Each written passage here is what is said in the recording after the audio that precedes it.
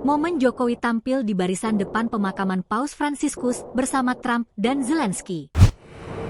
Dalam prosesi pemakaman Paus Fransiskus yang berlangsung di lapangan Santo Petrus, Vatikan, pada Sabtu, 26 April 2025, mantan Presiden Indonesia, Joko Widodo, Jokowi, hadir sebagai utusan khusus Presiden Prabowo Subianto.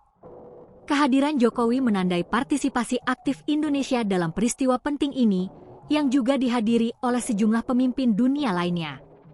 Jokowi duduk di barisan depan bersama para pemimpin dunia, termasuk Presiden Amerika Serikat Donald Trump dan Presiden Ukraina Volodymyr Zelensky, meskipun terpisah beberapa kursi.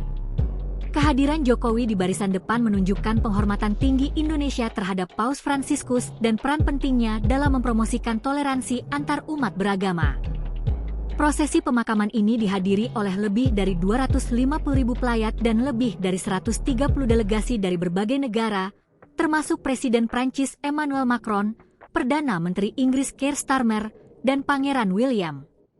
Setelah misa pemakaman, jenazah Paus Fransiskus dimakamkan di Basilika Santa Maria Maggiore di Roma, sesuai dengan keinginannya untuk dimakamkan secara sederhana.